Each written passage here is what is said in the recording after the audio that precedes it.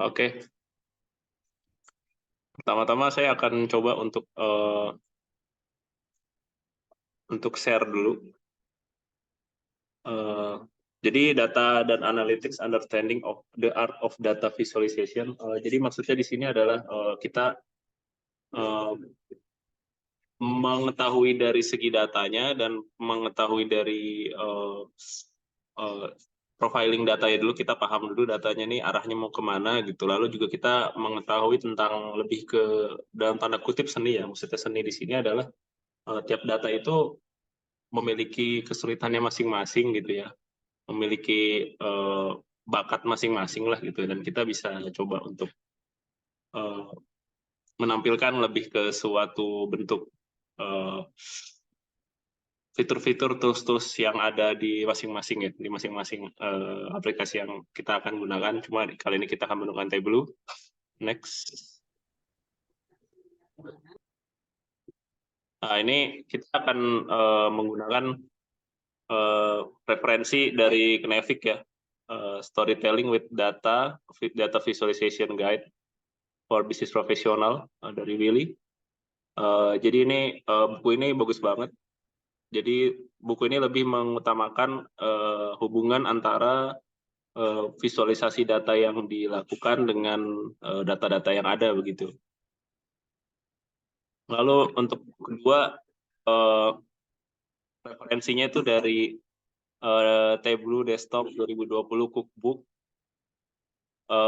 dari O'Reilly, dari Lana Brown tahun 2021.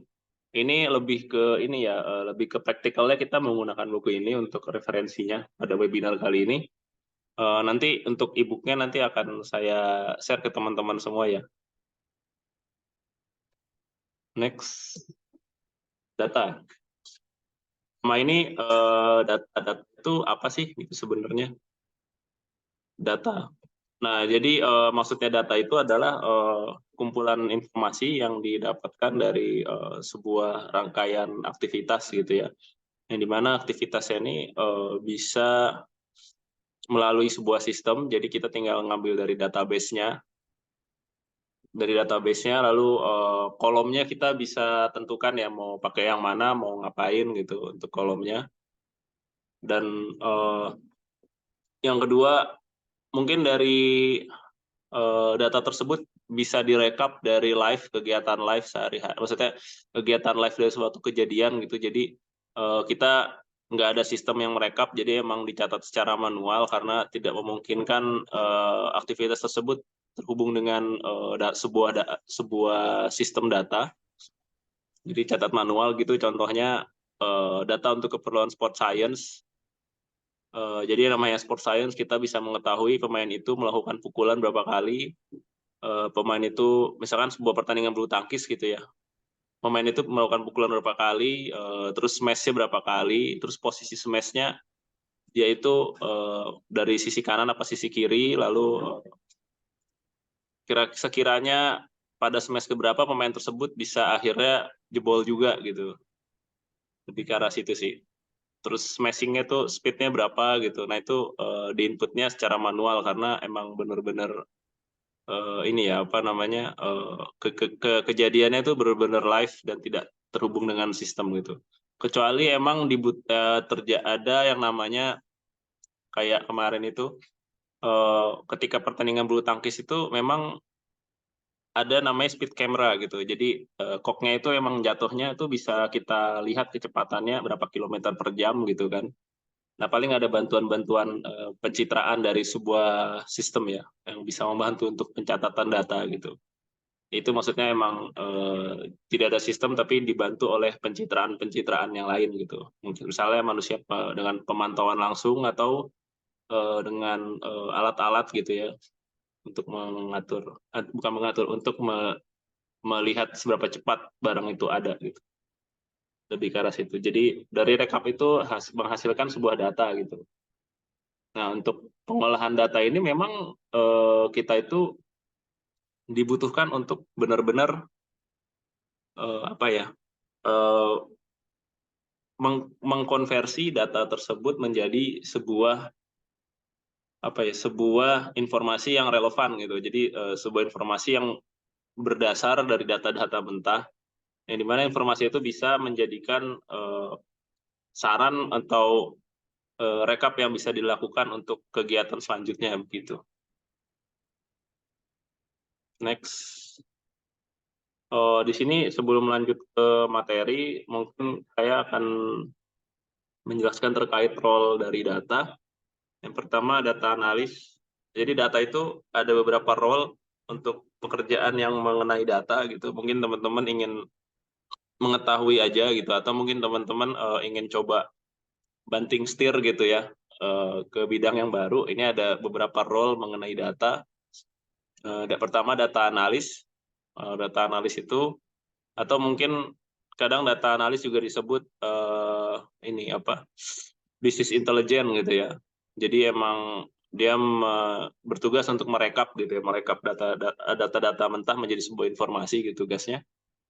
Jadi tugasnya yang pertama dia membersihkan raw data, lalu menggunakan pendekatan statistik untuk memberikan big picture untuk outputnya, lalu menganalisa terkait tren yang ditemukan dari data. Maksudnya tren di sini adalah data yang ditemukan yang direkap dari analisa data tersebut, dia tuh memiliki arah ke depannya seperti apa gitu. Jadi akhirnya mempengaruhi keputusan ke depannya akan melakukan apa gitu. Lalu selanjutnya membuat visualisasi, yang kita akan lakukan ini ya, membuat visualisasi dan dashboard untuk menginterpretasi, untuk membuat perusahaan bisa melakukan interpretasi terkait data yang ada gitu, dan membuat keputusan terkait hasil dari temuan menganalisa dari data-data ini. Jadi yang dimana perusahaan bisa menentukan mereka ke depannya harus ngapain gitu dari hasil dari interpretasi data tersebut. Lalu selanjutnya presenting ya. Jadi maksudnya kita melakukan presentasi terkait hasil dari analisa yang ada. Jadi kita itu dari data itu kita mau kita sampaikan ke pemangku bisnis ya. Sekiranya data apa yang terjadi sekarang, nanti di pemangku bisnis akan melakukan keputusan terkait yang berdasarkan data yang kita olah begitu. Lalu selanjutnya ada data scientist. Itu dia melakukan pendekatan statistik untuk terkait modeling ya, untuk membuat analisa. Jadi ada modeling, maksudnya modeling di sini adalah lebih tepatnya algoritma ya, maksudnya algoritma untuk menggali ya, memining gitu, melakukan data mining gitu, atau mungkin dia bisa melakukan forecast juga, yang dimana modeling itu artinya adalah algoritma yang digunakan gitu. Jadi algoritma tersebut akan diubah sehingga bertujuan untuk melakukan efektivitas terkait modeling yang akurasi yang hasil dari evaluasi dari modeling tersebut gitu. Jadi kita bisa gonta-ganti model, misalnya kita coba awalnya pakai random forest, lalu kita coba ganti dengan NLP gitu, atau mungkin kita mau coba regression aja gitu karena klasifikasi akurasi terlalu sedikit, akhirnya dia melakukan regression gitu. Jadi dia melakukan evaluasi terkait modeling apa yang akan digunakan begitu. Lalu selanjutnya menggunakan machine learning. Nah, itu untuk membuat prediksi yang lebih baik terkait algoritmanya. Jadi maksudnya di sini adalah machine learning itu yang berpangku pada algoritma atau model yang kita lakukan tadi gitu, modeling yang kita lakukan tadi. Lalu selanjutnya kita bisa testing dan melakukan improving terkait akurasi dari machine learning. Nah, ini tadi kita bisa melakukan secara improve secara berkelanjutan ya. Jadi maksudnya bisa istilahnya kalau main gitar itu kalau kita manggung di sebuah di sebuah pertunjukan gitu ya, kita bisa improve gitu, asalnya nadanya nggak fals aja gitu, kita bisa suka-suka kita gitu, yang penting masuk dan tidak fals. Nah, jadi di situ ada indikator tertentu kan. Nah, jadi di situ indikatornya itu misalnya kita bisa tahu fals apa enggak kan dari mendengarkan nada tersebut ya. Oh ini fals, oh ini enggak. Jadi akhirnya itu menjadikan sebuah evaluasi, akhirnya kita bisa mengganti nada yang kita lebih harapkan lagi gitu, berdasarkan dari evaluasi. Nah ini sama dengan di data ini, eh, dari modeling yang kita ubah-ubah, jadi hingga mencapai sebuah titik akurasi yang bisa lebih baik gitu ya, lebih lebih diharapkan gitu. Jadi lakukan testing terus, testing lalu mendapatkan angka akurasi, lalu akhirnya jika memang akurasinya mau kita coba improve lagi diganti model yang lain, ya itu bisa bisa kita coba untuk model yang lain, lalu kita bisa cek lagi akurasinya udah sampai mana gitu. Kalau makin besar berarti makin bisa diterima gitu. Kalau selanjutnya adalah membuat data visualisasi untuk merekap hasil dari conclusion, kesimpulan dari analisa gitu. Jadi sama data scientist dari hasil dari yang tadi yang menganalisa menggunakan modeling, dia bisa convert untuk menjadi data visualisasi yang lebih eye catching ya. Jadi para pemangku bisnis dan yang lainnya tuh bisa apa ya, bisa lebih improve lagi gitu, saya lebih bisa melihat apa yang hasil teliti dari kita gitu. Next, selanjutnya itu ada yang namanya data engineer. Role di sini adalah data engineer itu dia membuat API untuk terkait dari konsumsi data ya, maksudnya konsumsi data di sini adalah dari data yang bisa didapatkan oleh data analis dan data scientist itu yang mengkompos agar data tersebut masuk ke mereka, data yang mana boleh masuk, data mana yang enggak, data mana yang bisa, intinya adalah yang ngatur traffic ya, traffic maksudnya kita bisa pilih data yang mana buat layak untuk diambil oleh untuk diteliti atau untuk tetap di keep aja gitu. Nah itu dari data engineer menggunakan API yang disetting oleh beliau, seorang data engineer. Integrating external or new dataset. Jadi maksudnya di sini adalah, jadi dia data engineer itu dia bisa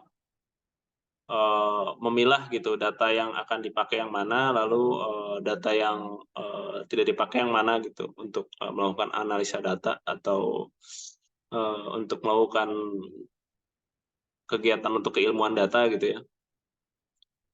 Lalu selanjutnya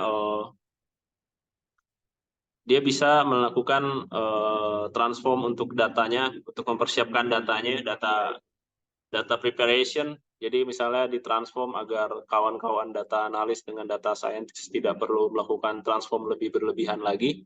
Ini bisa di stop di data engineer-nya, jadi dia bisa jalankan misalnya, contohnya misalnya transformnya masih menggunakan query, dan nanti akhirnya dari data tersebut bisa didapatkan oleh para kawan-kawan data analis dan data scientist. Jadi bisa dicegah dari apa, dari hulunya lah, dari awalan dari aliran data tersebut gitu. Jadi akhirnya sampai ke mereka datanya udah lebih clean lagi lah, cleansing ya lebih tepatnya. Selanjutnya, continuously monitoring and testing system ensure optimize performance. Jadi maksudnya di sini adalah data engineer ini terus-terusan melakukan monitoring terkait kepastian dari pengoptimize data yang akan digunakan untuk menganalisa atau untuk diteliti ya.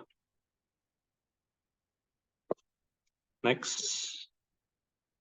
data and analytics. Jadi understanding the art of data visualization. Nah, ini maksudnya adalah kita akan membahas terkait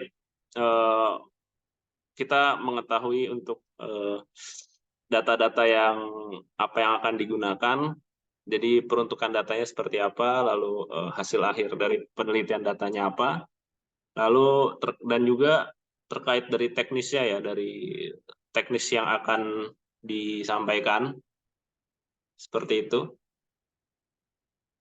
Teknis yang disampaikan lebih ke akhirnya teknis tersebut dari berdasarkan dari tools yang ada itu bisa bukan ini apa saya kayak bisa menghasilkan hasil dari rekap data yang ada gitu. Jadi lebih bisa dibaca oleh pemangku kebutuhan bisnis gitu ya. Next. Di sini ada yang namanya 4 kunci dari data analytics. Jadi 4 kegiatan utama dari menganalisa data. Yang pertama kita mendeskripsikan analisanya gitu. Jadi kita sebelum kita ngotak-ngatik datanya kita harus tahu dulu ini case-nya apa sih yang ada itu case-nya apa gitu. Kita mau ngapain mau apa yang terjadi dulu deh gitu di sekarang ini gitu. Dan apa yang mau kita teliti gitu kan. Kayak gitu. Jadi kita bisa mendeskripsikan bisa mau menganalisa apa gitu. Lalu yang kedua predictive analytics. Jadi apa yang kemungkinan akan terjadi di masa depan. Jadi untuk menganalisa data ini kita bisa mendapatkan apa ya di masa mendatang tuh kira-kira akan terjadi apa gitu. Jadi kan istilahnya masa depan tuh akan biasanya kan salah satu parameter masa depan itu terjadi akan seperti apa itu kan karena apa yang dilakukan di masa lalu ya gitu ya. Jadi dari data-data yang kemarin-kemarin ini bisa kita rekap, kita juga bisa memprediksi kira-kira dari hasil rekap ini di masa yang mendatang tuh akan seperti apa gitu.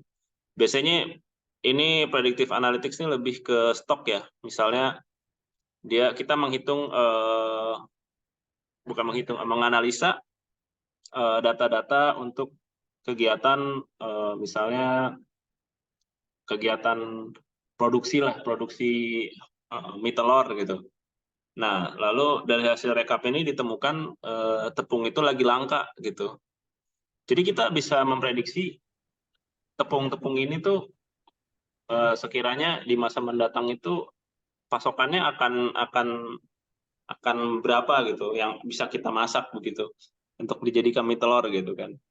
Kalau emang sedikit berarti kita emang ya akan memproduksi mie telurnya lebih sedikit di masa yang akan datang gitu.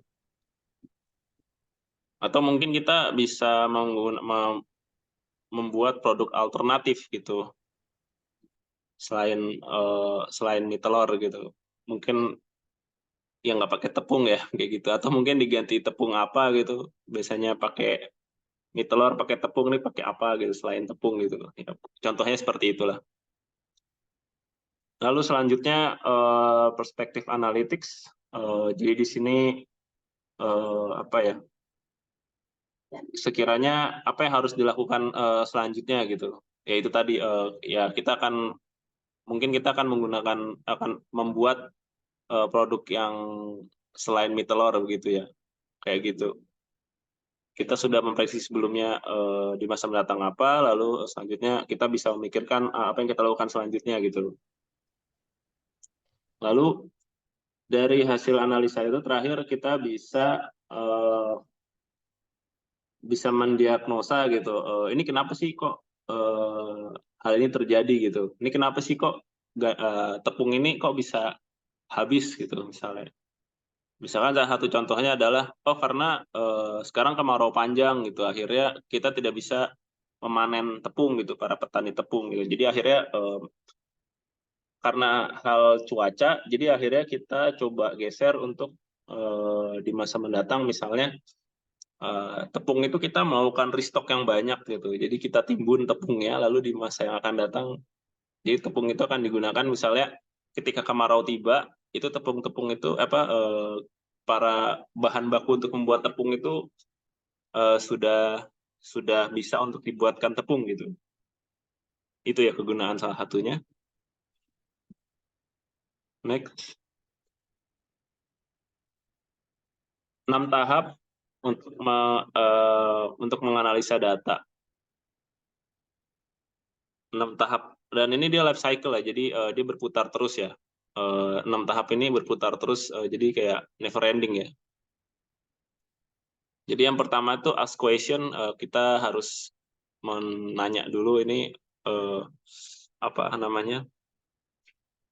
Kita akan menganalisa apa data, terus habis itu kita bisa kemungkinan dapat datanya dari mana gitu kan. Terus habis itu endingnya mau apa, lalu pemangku pemilikan datanya itu siapa gitu. Jadi lebih ke ask question tuh di situ. Lalu dari ask question dari pertanyaan-pertanyaan itu kita bisa tahu nih, ini yang selanjutnya get data. Kita bisa tahu harus ngambil data dari mana gitu.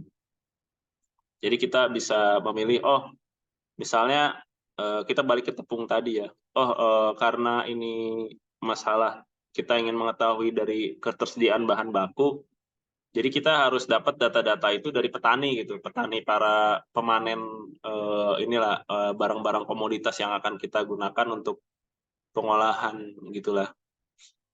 Jadi akhirnya kita dapat datanya itu dari petani-petani gitu, entah kita lakukan interview atau kita bisa ngecek dari stok sekarang yang mereka panen berapa gitu. Jadi datanya lebih akurat gitu.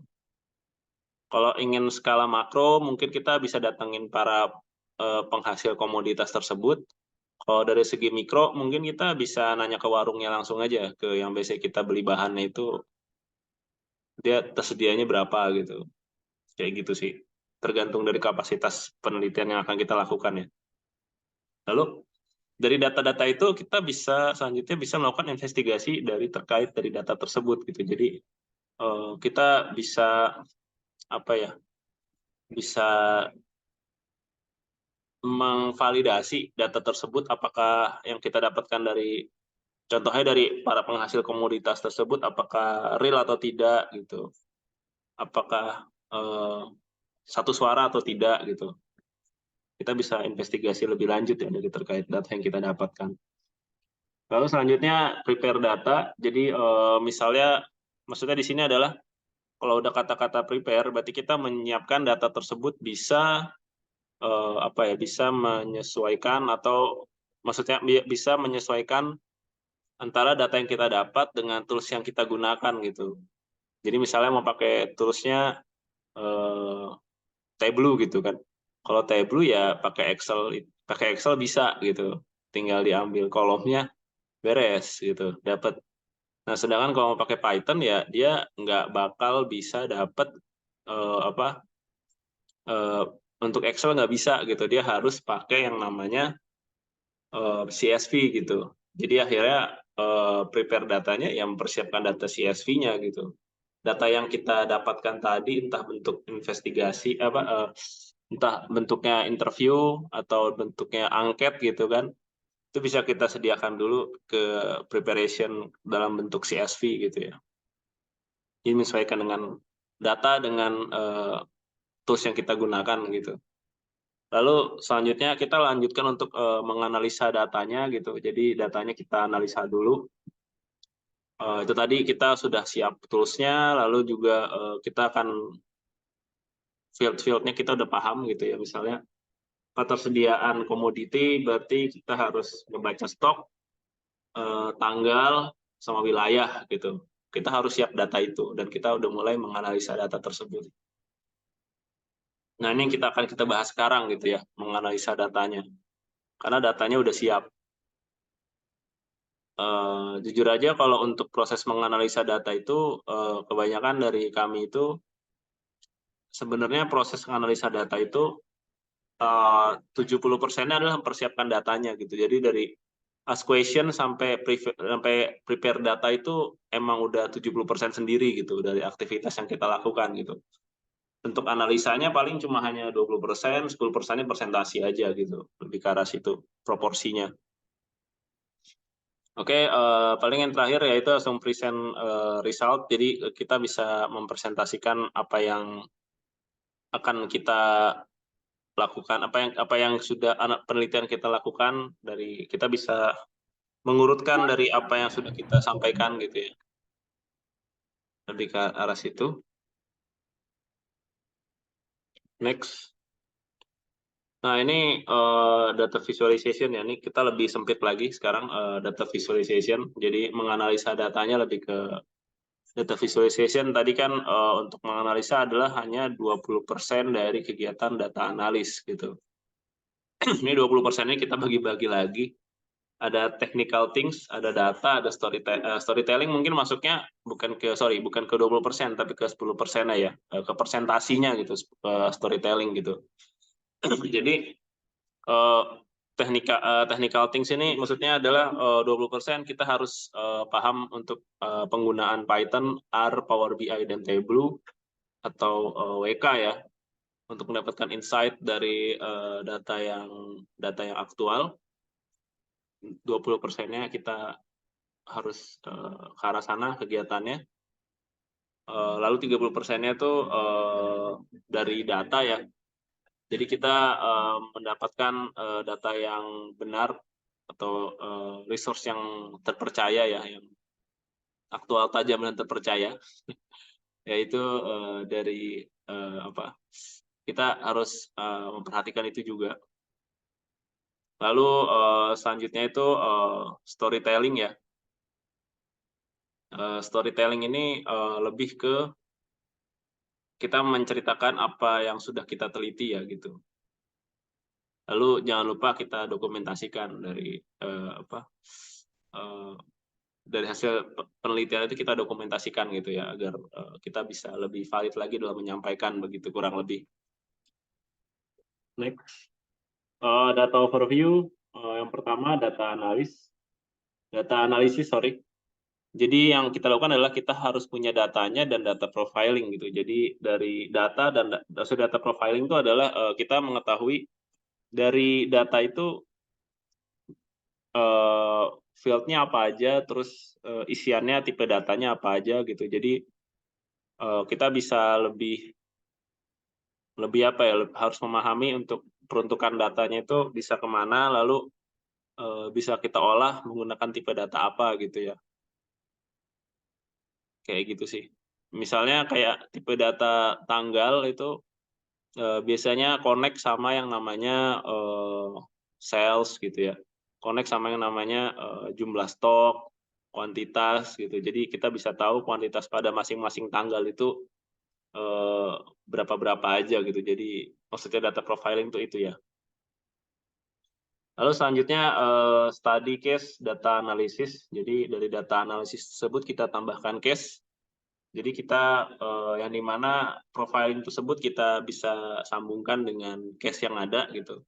Karena ini terkait ketersediaan pangan, ketersediaan komoditas. Jadinya dari komoditas tersebut bisa kita pilah lagi gitu ya. Karena ketersediaan komoditas, jadi kita hanya memikirkan, contohnya salah satunya kita hanya memikirkan kuantitas dengan waktu ya, kuantitas ketersediaan dengan waktu gitu. Bukan sales, karena kita kalau sales kan berarti menjual komoditas itu, atau menjual hasil yang sudah kita buat gitu ya. Kayak gitu. Jadi emang fokus ke ketersediaan aja di kuantitas, inventory, dengan data misalnya dengan tanggal gitu ya, dihubungkan dengan tanggal. Lalu selanjutnya data journalism itu lebih ke meneliti data, profiling data, terus ada case yang ada, dan kita menceritakan case yang berdasarkan data tersebut gitu. Jadi kita menceritakan juga gitu. Jadi itu namanya data journalism. Jadi data tersebut kita presentasikan lah intinya gitu.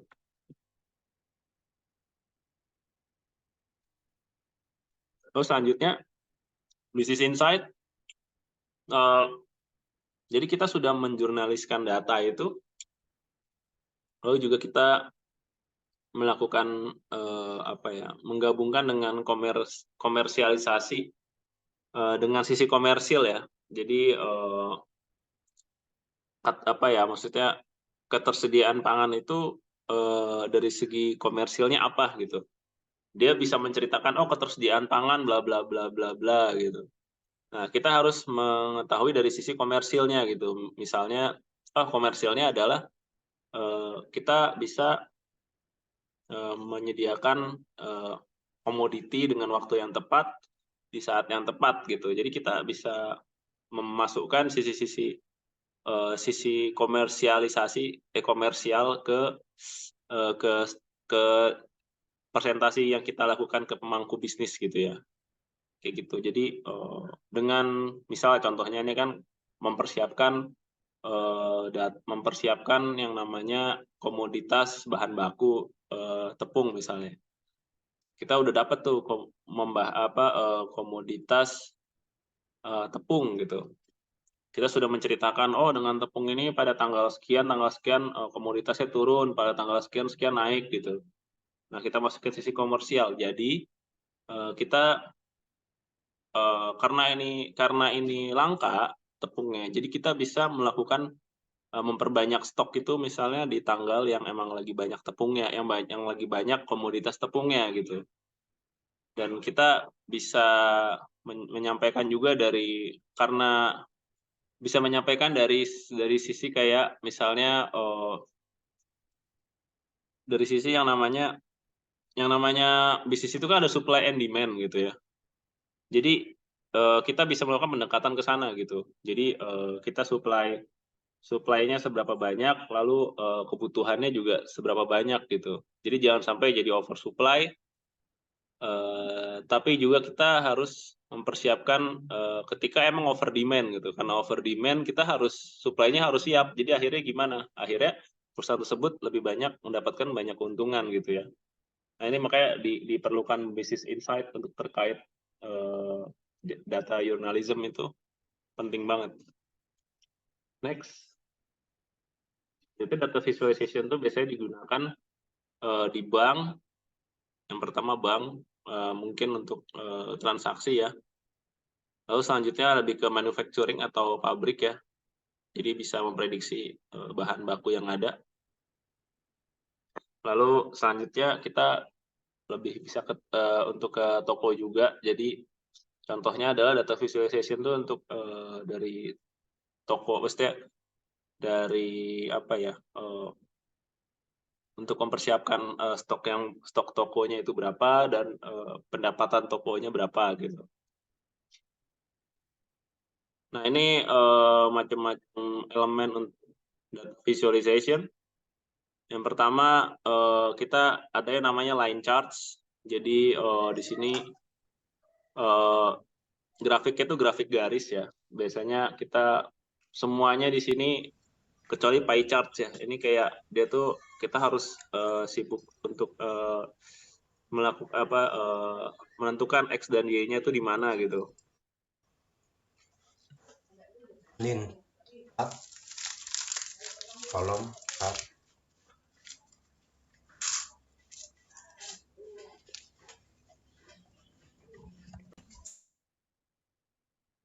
X dan Y-nya di mana. Jadi akhirnya bisa kita tentukan titik-titik tertentu dan nanti garisnya juga kita bisa arahin juga ya. Mau lewat mananya gitu. Jadi akhirnya menjadi sebuah chart bergaris begitu. Yang selanjutnya ada kolom charts, ini kolom ya, jadi X dan Y sama, lalu dari X dan Y-nya ini bisa menentukan per titik temunya di mana gitu. Kalau selanjutnya bar chart, ini kurang lebih sama kayak kolom chart, tapi cuma ini dia lebih, kolom chart kan berarti emang dia kolom ya, cuma dari bawah ke atas gitu kan. Lebih hanya urusannya hanya lebih ke sisi vertikal aja begitu, atas dan bawah. Nah kalau bar chart lebih ke horizontal, jadi kiri dan kanan gitu ya. Lalu selanjutnya ini pie charts, ini biasanya buat persentase ya, lebih besar mana gitu, berapa persen gitu. Dan terakhir scatter plot juga sama, dia pakai sumbu X dan Y, lalu titik-titiknya itu lebih diwakilkan dari bentuk titik aja gitu. Itu namanya scatter plot. Jadi biasanya scatter plot ini untuk kegiatan untuk mengetahui area yang paling berpengaruh itu di mana gitu. Next, communicated visually with data.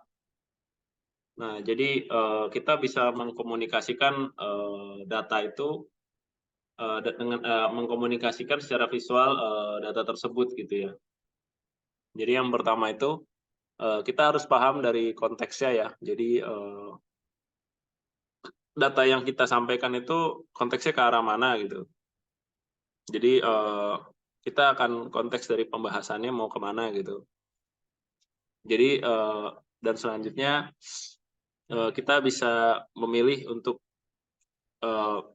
visualisasi terkait dari konteks yang kita sampaikan tadi.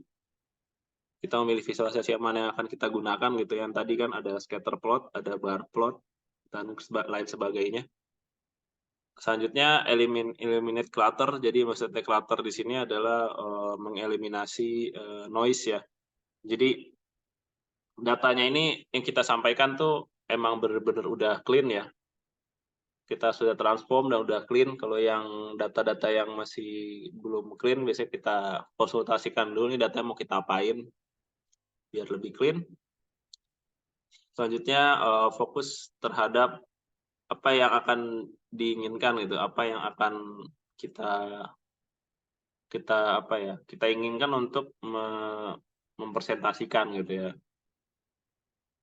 Jadi diharapkan semua elemen-elemen itu berjalan sesuai dengan yang kita inginkan gitu. Selanjutnya berpikir sebagai seorang desainer, jadi emang karena di sini data visualization, jadi emang sebuah art atau seni itu sangat penting sekali untuk menunjang untuk visualisasi ya, untuk visualisasi yang akan kita sampaikan begitu. Lalu terakhir jangan lupa yang namanya dari visualisasi ini kita ceritakan gitu ya, mau seperti apa gitu. Ini contohnya salah satu visualisasi data. Di sini lebih ke pemberitahuan untuk sosial media, status sosial media pada masing-masing bulan. Yang pertama itu bulan Februari, ini contoh ya.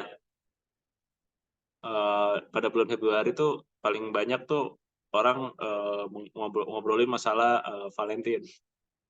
Terus pada bulan Maret itu lebih ke liburan musim semi.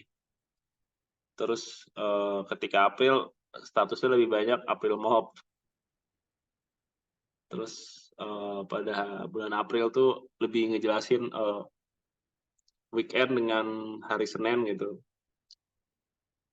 Lalu Juni dengan Juli itu isinya tentang status tentang liburan musim panas. Lalu selanjutnya pada bulan November dan Desember itu lebih ke apa namanya, lebih ke sosial media itu lebih banyak ke perayaan Natal gitu misalnya. Di ke arah situ. Next. Atau juga dengan menggunakan graph diagram garis. Jadi kita bisa mengetahui pertumbuhan pada masing-masing waktu ya. Misalnya ini kita punya data dari tahun 2006 sampai 2014, ini di sisi X-nya. Lalu itu adalah merupakan data real. Lalu untuk data saintisnya membuat sebuah forecast yang dimana tahun 2015 sampai 2018 dia akan menentukan perkiraan pertumbuhannya pada beberapa tahun berikutnya.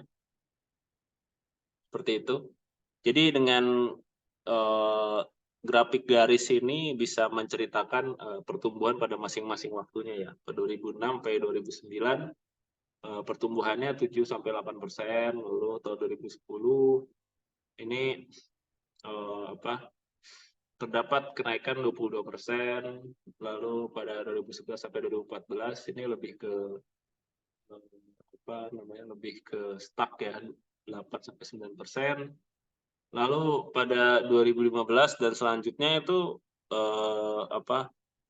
terdapat kenaikan 10% diprediksi gitu.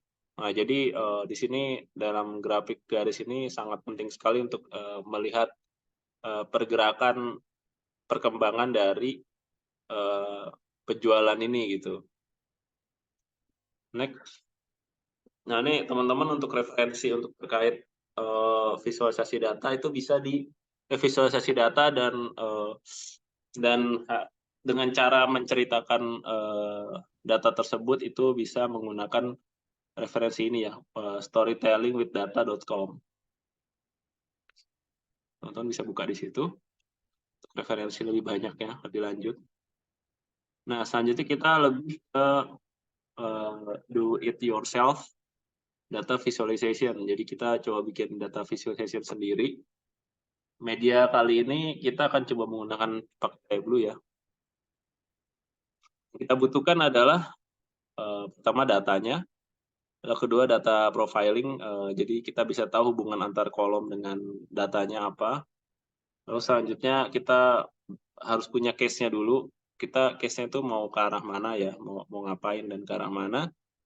Lalu terakhir adalah storytelling ya. Jadi kita bisa menceritakan case dengan temuan data digabungkan dan kita ceritakan hasilnya begitu. Untuk membuka data itu toolsnya itu bisa menggunakan Tableau, bisa pakai R, Python atau pakai Power BI. Cuma untuk saat ini kita menggunakan Tableau ya. Mungkin teman-teman yang udah ikutin webinar kita atau yang ikut bootcamp kemarin, kita coba banyak pakai di Python ya, gitu. Karena Python itu lebih bisa, pertama Python itu open source. Sebenarnya Python sama R tuh sama-sama open source lah, cuma beda merek aja. Cuma Python ini dia lebih multifungsi, yang dimana kita nggak cuma bisa melakukan data visualisasi aja, tapi juga kita bisa menentukan efektivitas modeling yang akan kita gunakan gitu ya. Bisa kita tentukan model mana yang tepat dengan menggunakan Python. Dan Python itu multifungsi, kita bisa membuat job sendiri di Python ya untuk melempar data atau untuk memberikan scheduler untuk melakukan suatu kegiatan gitu ya. Itu mungkin di waktu nanti akan kita pada webinar berikutnya ya, kita coba bahas untuk otomasi di Python ya. Lalu yang terakhir kita bisa pakai untuk menggunakan Power BI. Power BI sama Tableau nih dia sama sih, equal ya untuk toolsnya. Sama-sama butuh license. Power BI ini dari Microsoft ya. Tableau ini dari Salesforce. Report your insight, maksudnya di sini adalah kita bisa melakukan penelitian tersebut, dan penelitian tersebut bisa kita ceritakan ke orang lain, kita bagi-bagikan ke orang lain itu menggunakan Medium dan LinkedIn gitu. Tujuannya apa? Ya biar agar orang-orang bisa paham hasil penelitian kita gitu. Dan ini untuk penting banget, misalnya teman-teman pingin untuk membagi-bagikan yang namanya portfolio ya. Jadi teman-teman bisa bikin portfolio hasil penelitian teman-teman yang kemarin lakukan, dan itu bisa kita share di Medium atau di LinkedIn gitu ya. Jadi harapannya kalau emang pengen pindah bidang gitu atau mungkin ingin mencari pekerjaan yang baru, kita tinggal buka Medium aja, dan kita bisa share ketika lagi interview, ketika kita ingin menunjukkan yang namanya portfolio ke calon bos kita gitu, atau recruiter yang menginterview kita gitu. Nah, ini selanjutnya masuk ke Tableau ya. Jadi teman-teman kurang lebih Tableau itu tampilannya seperti ini. Saya coba share ya, mungkin teman-teman bisa coba download dulu. Mungkin teman-teman ingin nyoba gitu ya setelah webinar ini. Saya coba share di chat di Zoom ini. Saya share untuk download ya, link downloadnya. Mungkin teman-teman bisa nyoba download. Kurang lebih tampilannya kayak gini Tableau ya. Pas dibuka aplikasinya munculnya begini. Next.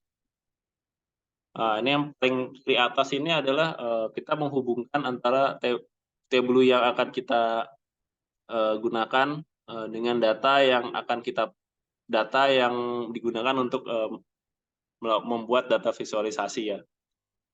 Datanya bisa bentuk Excel, bisa bentuk JSON, bisa bentuk Microsoft Access, PDF juga bisa. Cuma yang PDF saya belum pernah nyoba. Lalu juga bisa text file ini maksudnya CSV ya. Dia bisa juga CSV dengan pipeline-nya entah titik koma atau pipe gitu ya. Tergantung yang akan kita gunakan. Lalu ketika misalnya contohnya adalah kita mengambil data dari bertipe Microsoft Excel gitu misalnya. Jadi di kiri itu ada file Microsoft Excel, bisa kita klik. Lalu kita pilih datanya, format sample superstore.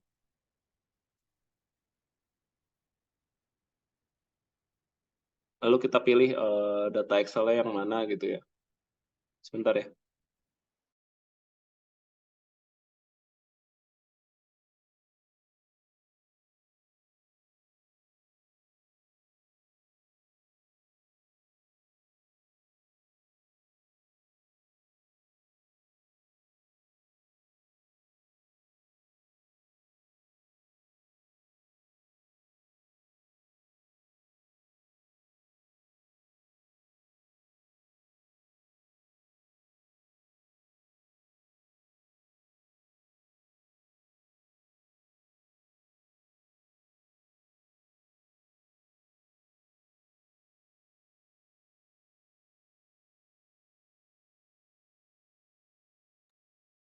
Ya, kita lanjut lagi.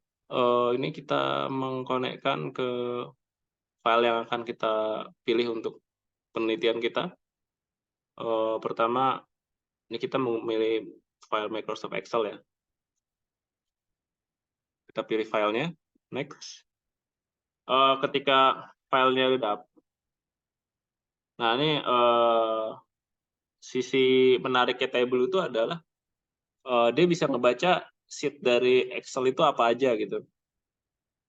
Ada order, people, return. Nah ini jadi dari sheet itu kita bisa pilih itu sheet-nya pakai yang mana. Karena udah kebaca filenya apa, lalu sheet-nya apa. Nah dari sheet ini isinya tuh masing-masing apa ya, masing-masing seperti dataset lah ya, dataset itu. Kita bisa pilih dataset yang mana. Next, nah kita udah pilih nih misalnya pada yang mark nomor 1 itu kita memilih sheet-nya itu adalah return sama orders. Kita pilih return sama order. Lalu pada pen yang kedua ini, return nama order ini dia berdasarkan apa gitu? Berdasarkan apa ID-nya sehingga dia bisa nyambung gitu. Oh, ID-nya order ID gitu, order ID dan order ID gitu. Jadi dia punya ID masing-masing. Lalu di pen yang nomor 3 ini merupakan sampling datanya ya dari data yang sudah kita joinkan begitu. Lalu pada pen yang keempat ini adalah isiannya tuh ada, jadi ini kayak Excel ya. Jadi di sini tuh ada sheet. Excel kan punya sheet, ada masing-masing kolom gitu ya. Ini di pen 4 itu kita bisa pilih sheet atau kita pilih dashboard gitu ya. Kita pilih buat bahan storytelling-nya gitu ya. Jadi ada masing-masing ya di situ. Next. Nah, ini kita coba masuk yang sheet biasa ya untuk membuat visualisasi data gitu. Yang pertama itu pen pertama itu adalah isinya adalah mengenai kolom-kolom yang ada dari data yang sudah kita joinkan tadi. Terus juga dia kebagi dua ya. Yang sebelah kiri ini pen 1 dengan pen 2. Pen 1 ini dia lebih ke data yang sifatnya adalah non numerik ya. Jadi emang di sini spesialnya Tableau itu adalah dia bisa memprediksi, bukan dia lebih cerdas lah gitu. Kita masukin data, dia bisa milih nih, oh ini data yang emang kolom yang emang buat kita taruh, maksudnya emang kolom ini adalah kolom tidak memiliki stasioner tuh apa ya? Kolom yang tidak memiliki angka yang pasti gitu. Jadi dia variabelnya sifatnya itu independen gitu. Dia bisa memilihkan variabel mana yang independen, mana variabel yang tidak independen gitu, yang sifatnya itu stasioner gitu. Nah, jadi maksudnya stasioner sini adalah variabelnya yang berkelanjutan gitu ya. Jadi yang atas ini yang angka 1 ini dia variabelnya yang independen kayak misalnya kota. Misalnya kita sebut kota Tangerang gitu, kota Bekasi gitu. Atau saya sebut aja nggak pakai kota gitu, misalnya sebut Tokyo. Misalkan saya sebut Manila gitu, itu udah pasti nama kota. Jadi emang variabel independen. Terus tanggal 22 September 2023. Itu tanggal gitu. Jadi emang dia independen gitu. Kita sebut aja begitu, udah pasti orang mikirnya oh itu independen ya itu tanggal gitu. Itu independen di situ. Lalu pada pen yang kedua itu ada diskon, profit, quantity, sales. Jadi itu emang isiannya memang data-data yang emang udah apa ya maksudnya sales maksudnya data itu adalah data yang stasioner yang dimana misalnya sales itu misalnya kita gabungkan misalnya kita pilih sales habis itu kita pilih order order date gitu. Jadi sales itu akan mengikuti order date yang udah kita tentukan yang udah ada di situ gitu. Jadi si sales itu ngikutin si order date gitu yang kita pilih tadi gitu. Lalu selanjutnya sales kali ini kita taruh sama region gitu. Region itu wilayah. Wilayah 1, wilayah 2, wilayah 3 gitu. Jadi data-data yang sales ini ngikutin dari wilayah 1, wilayah 2, wilayah 3 gitu. Jadi lebih ngikut lah gitu. Lebih ngikut data yang di bawah ini lebih ngikut dengan parameter yang dengan parameter yang disediakan pada data pada PN1 gitu. Gitu. Lalu selanjutnya ini ada marks atau tanda. Jadi maksudnya marks di sini adalah kita bisa menentukan menentukan data yang dimana data itu bisa dijadikan bisa menentukan sebuah parameter yang bisa melalui warna dengan ukuran dengan teks atau detail yang kita sampaikan di situ gitu. Lalu selanjutnya ini ada kolom dan row. Jadi data kolom itu kita bisa tentukan, maksudnya kolom dan row ini X dan Y tadi ya. Kolom itu lebih ke Y, row itu lebih ke X begitu. Sumbu X, sumbu Y, kita tentuin sumbu X-nya apa, sumbu Y-nya apa. Lalu si marks itu lebih ke apa ya, lebih ke dari X dan Y itu bisa kita isi apa gitu. Dari masing-masing X dan Y itu kita mau ngisi kontennya apa gitu. Nah, itu kontennya tuh dari marks itu. Lalu terakhir, habis selanjutnya itu ada pen 5 itu lebih ke showcase terkait grafiknya. Lalu pada pen 6 ini kita bisa pilih grafiknya itu tipenya apa gitu. Next, nah ini contohnya kalau kita udah masukin datanya ya. Ada sum, sales, kita pilih sales di situ. Lalu selanjutnya juga kita pilih Di situ barisnya, maksudnya row-nya itu tahun ya, tahun gitu. Oh sorry, maksudnya kolom di sini adalah sumbu X, kalau yang baris itu adalah sumbu Y gitu ya. Nah, jadi barisnya itu diisi nama tahun gitu. Nah, sedangkan si salesnya ini emang ngikutin dari tahun-tahun yang sudah kita tentukan gitu di variabel yang lebih independen gitu ya. Nah, lalu kita bisa nentuin filter juga nih. Yang pen yang maaf nih saya tidak nandain ya. Di sini maksudnya pen yang filter ini di atas marks. Ini memang dia tuh isiannya apa ya, maksudnya filter yang kita tentukan dari kolom-kolom yang independen gitu. Misalnya di sini kolom independennya adalah region atau wilayah. Kita bisa nentuin wilayahnya itu berdasarkan dari apa namanya, dari variabel yang independen tadi, sehingga dari masing-masing sum dengan year itu bisa ngikut gitu sebagai filter aja. Nah, ini jadi isiannya adalah yang region sentral gitu. Region yang sentral isinya ini seperti itu. Oke, kita coba untuk di ini ya di tabelnya ya, coba bikin ya.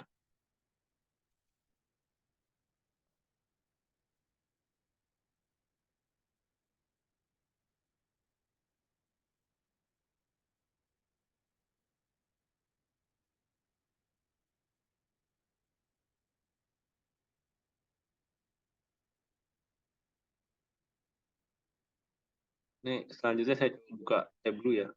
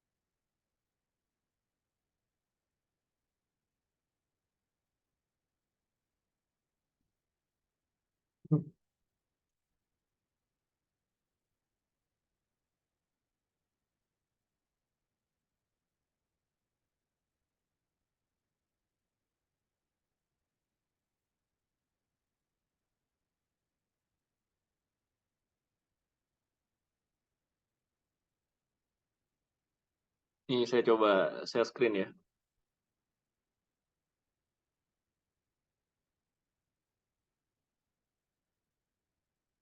Kurang lebih bentuk Tableau ini seperti ini. Saya menggunakan Tableau versi 2023 versi 2. Tadi udah saya share ya. Oh ya, saya hampir lupa. Tableau itu ada dua versi ya. Versi yang pertama itu versi yang Tableau aja, dan yang kedua adalah versi Tableau public. Nah, untuk yang free itu dia pakai yang public gitu. Yang public itu yang free. Jadi memang ya free karena ini tools. Jadi pasti yang namanya yang bayar pasti lebih banyak bisa bisa digunakan untuk ngapa-ngapain gitu, intinya sih gitu. Tapi ini saya coba pakai yang public aja, yang gratisan ya. Next kita pilih ini to file Microsoft Excel. Datanya data Microsoft Excel, terus datasetnya ini saya pilih. Datasetnya bentuknya filenya Excel. Nah, lalu kita pilih nih di kiri ini datanya apa. Lalu order sama people sama return ini data setnya apa data sheetnya ya, pilihnya itu isian masing-masing sheet itu ada data setnya. Pilih order aja, di double klik. Terus selanjutnya return.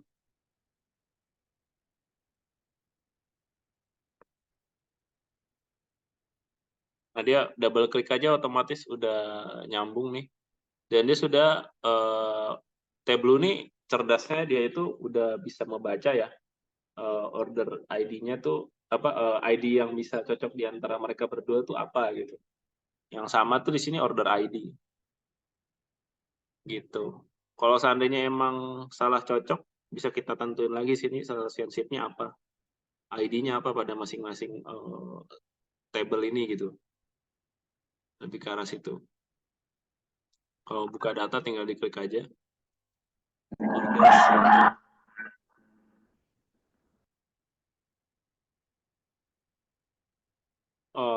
Lalu selanjutnya bisa kita klik di sini muncul datanya.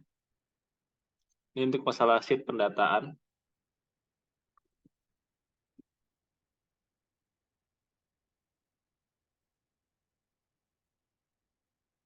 Data source kita masuk ke sheet di sini. Sheet 1. Nah, ini sheet 1 nih kita bisa tentukan ya. Kayak misalnya di sini order date gitu. Order date, kita double klik aja dia bisa masuk ke situ kolom gitu. Lalu selanjutnya order date itu hubungannya sama apa nih? Sama orders gitu. Orders. Klik aja orders dia otomatis langsung masuk ke kiri sini. Orders. Nah, jadi kita bisa tahu nih 2018, 2019, 2020, 2021 itu ordernya apa gitu. Masing-masing ordernya itu masing-masing customer itu order pada tahun tersebut itu ada berapa gitu masing-masing ada berapa orderan gitu kayak gitu. Dan ini fleksibel sih. Misalnya di sini saya coba year, saya coba misalkan per bulan gitu.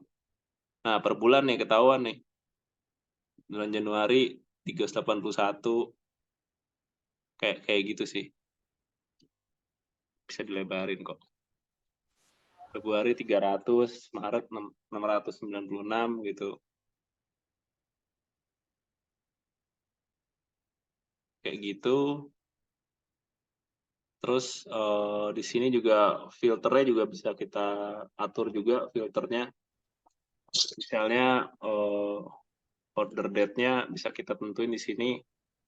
eh, Misalnya tanggalnya itu apa ya? Kita pengen order date-nya itu pada tahun tertentu aja gitu. Pada tahun misalnya 2018 aja gitu. Di apply lalu oke. Nah, ini isinya tentang 2018 aja. Kok tadi kan kecampur ya semua tahun dimasukkan ke masing-masing bulan yang ada gitu ya. Jadi apa belum difilter lah gitu. Ini kita udah filter sih. Kayak gitu. Terus misalnya kita mau nambah di sini analisis, kita mau nambahin analisa lebih lanjut itu ada di analisis. Terus bisa kita atur di sini ada filter, ada percentage of apa kita maunya gitu ya. Kayak gitu sih.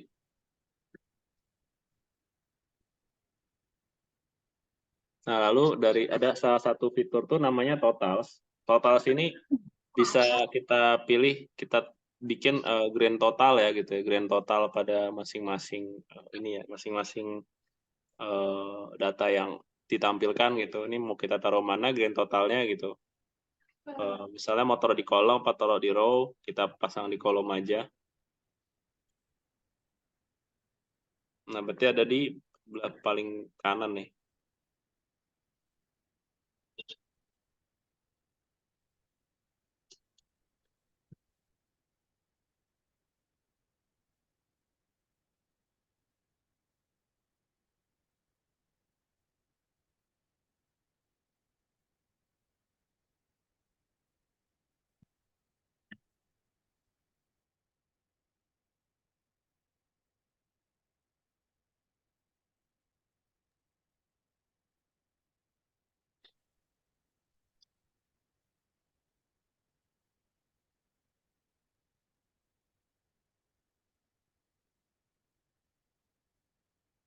Hoi.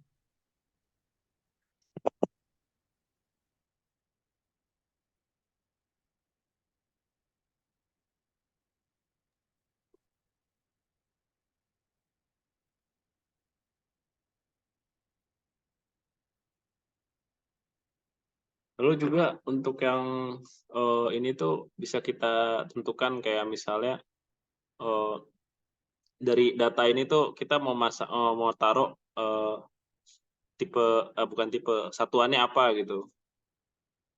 Misalnya ada currency, ada number gitu ya. Satuannya kita coba custom aja. Prefix, suffix. Misalnya nih kuantitasnya ini bentuknya sebenarnya kilo nih. Tempat desimalnya saya kurangin, lalu di belakangnya misalnya karena kilo jadi kilogram gitu. Kayak gitu. Kuantitasnya 79 kg, 46 kg. Jadi kita bisa lakukan hard code di sini untuk terkait apa ya? Terkait apa namanya? Satuan yang akan digunakan gitu ya.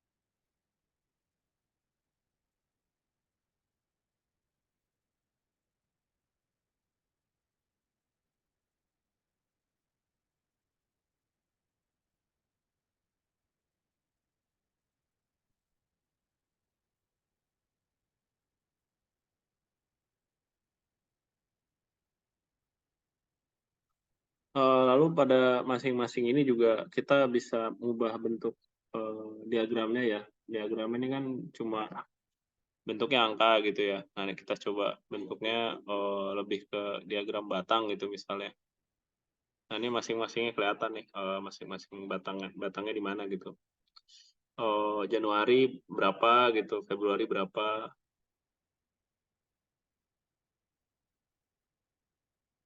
Terus kita juga bisa ubah misalnya lebih ke ini ya, map ya, maksudnya kita taruh juga untuk terkait yang namanya siapa namanya lokasi juga kita masukin juga di sini. Di sini ada yang namanya city.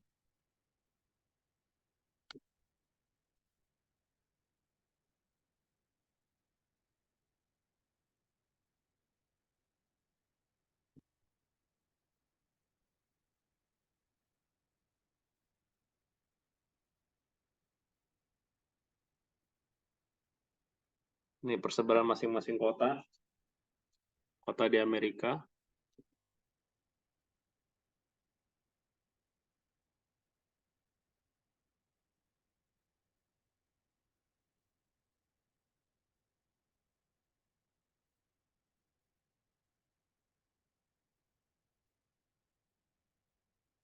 Nah, jadi persebarannya sekarang sudah berbicara soal peta ya. Ada di kota mana gitu.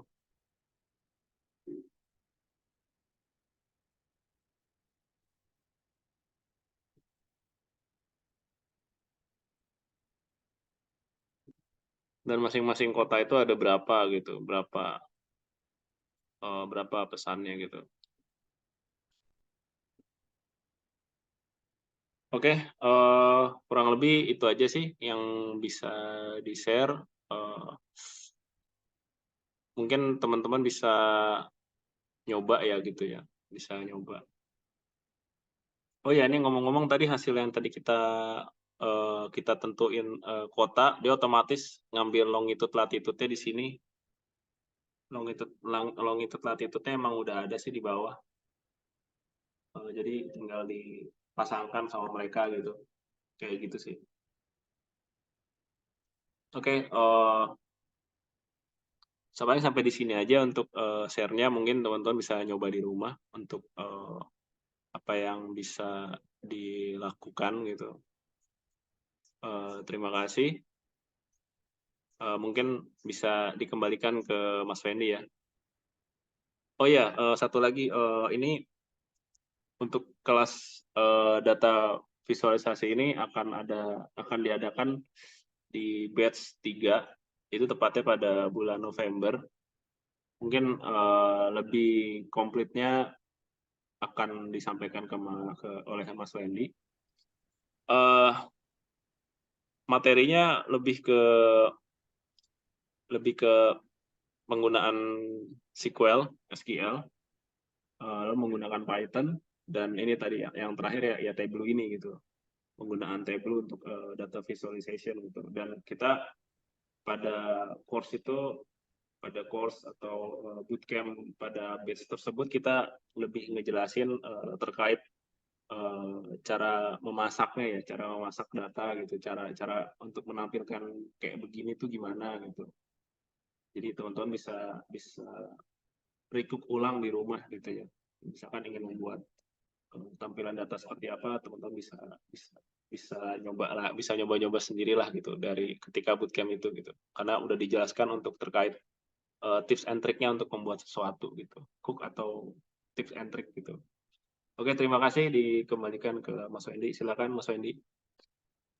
Ya, terima kasih Kak Adi untuk penjelasan dari webinar kali ini dan pemaparannya juga. Untuk rekan-rekan mau ada pertanyaan kah di sini? Boleh. Kita buka untuk sesi tanya jawab.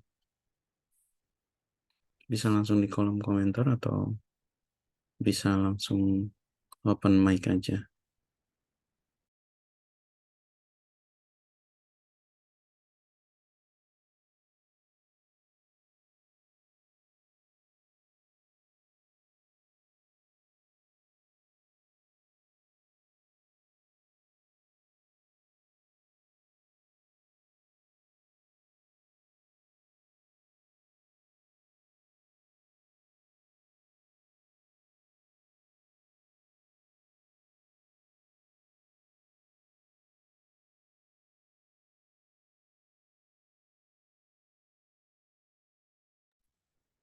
Apa ada pertanyaan?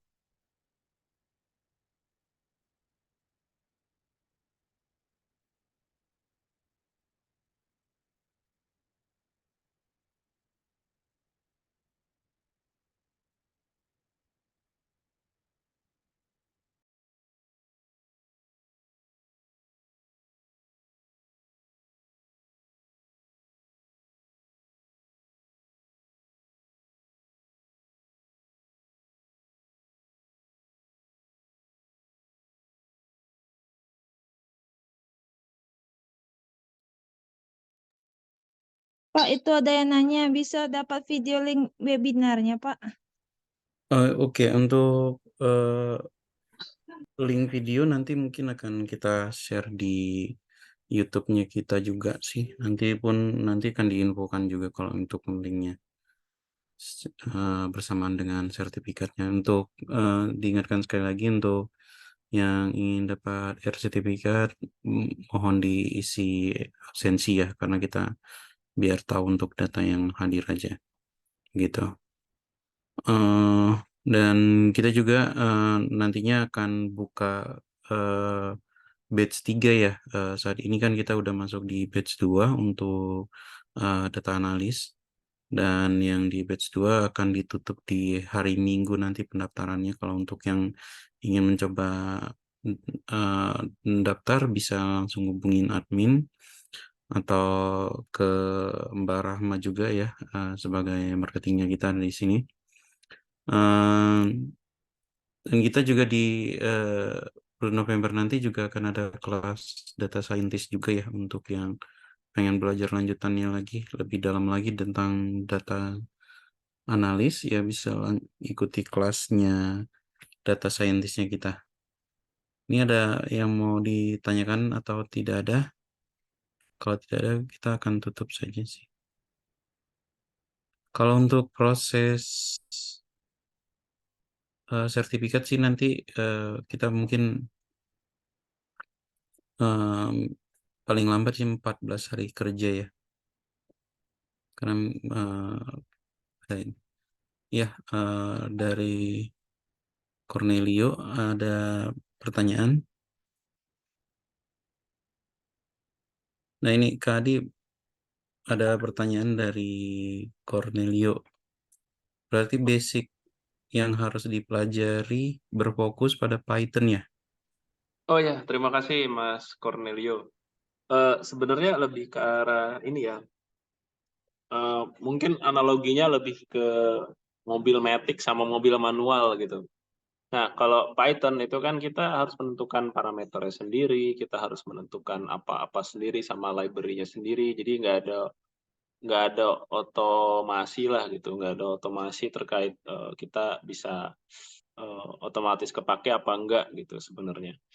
Nah, lebih apa analoginya adalah kalau Python tuh adalah mobilnya mobil manual ya. Jadi kita harus nginjak kopling dulu ketika kita mengganti persneling gitu ya. Dan kalau Tableau ini mobil matic gitu sebenarnya. Mobil matic, jadi kita tinggal klik-klik aja beres gitu. Muncul apa gitu. Nah, jadi apa ya? Sebenarnya bukan basic ya Python nih sama sama Tableau ini bisa sama-sama beriringan, cuma beda otomasi lebih banyak di Tableau gitu. Sebenarnya begitu. Cuma kan disarankan untuk awal-awal kan kalau belajar mobil disarankan menggunakan manual ya, biar istilahnya kita tahu mesin mobil ini efektivitasnya itu speednya itu pada event-event apa gitu. Jadi emang lebih disarankan untuk penggunaannya lebih ke untuk belajar lebih mobil manual gitu. Nah sama, jadi disarankan untuk dasar-dasar lebih baik Python dulu, baru lanjut ke Tableau gitu. Jadi ya biasanya pakai manual, ini pakai Matic gitu. Jadi cuma hanya penyesuaian sedikit gitu, tapi kita udah berdarah-darah belajar di Python gitu. Analoginya kurang lebih seperti itu sih Mas Cornelio. Kalau Python mobil manual jadi harus kopling sebelum ganti gigi mending pakai Tableau otomatis keganti, ada banyak otomasi. Oh iya ya maksudnya begitu kurang lebih gitu Mas Cornelio. Selamat mencoba. Kalau misalnya pengen belajar lebih dalam bisa ikut ke bootcamp kita ya, batch 3 ada di bulan November ya. Itu eh, saya ngajarinnya lebih ke mobil manual dulu sampai berdarah-darah sampai mobilnya mogok dulu gitu ketika kita jalan mati mesin lah gitu. Wah, itu dirasakan gitu ya. Nanti baru belajar Tableau untuk mobil matic-nya gitu. Kurang lebih kayak gitu ya. Terima kasih.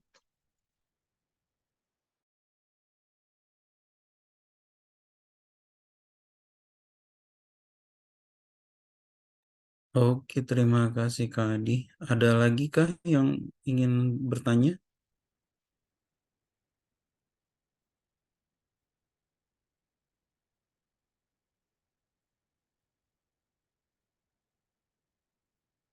Ya, sekali lagi kita ingatkan, kita masih ada satu bootcamp yang berjalan ya.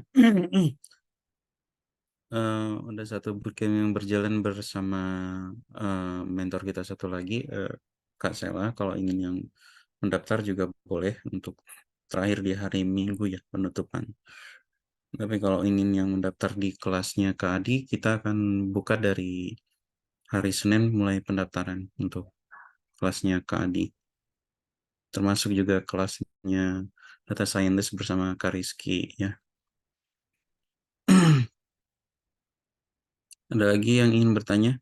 Kalau tidak ada, kita akan tutup sesi kali ini. Nanti akan bisa berjumpa di free webinar berikutnya. Kita akan banyak free webinar ya di beberapa bulan terakhir sebelum menuju 2024. Anda bisa lihat informasi melalui IG kita. Yang belum follow mungkin bisa follow IG kita @crew.co.id.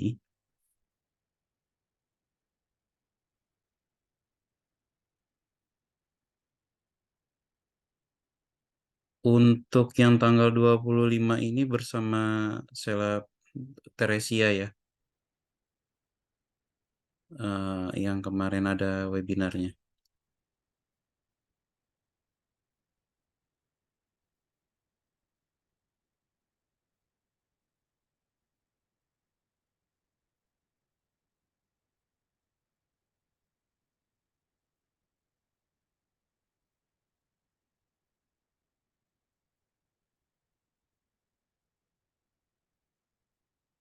Ya mungkin tidak ada yang bertanya lagi.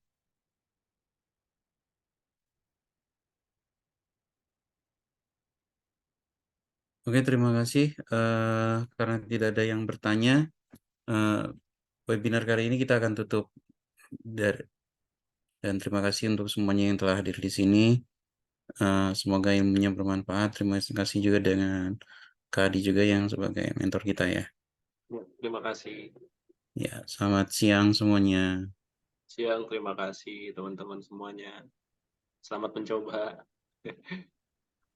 Terima kasih. Terima kasih.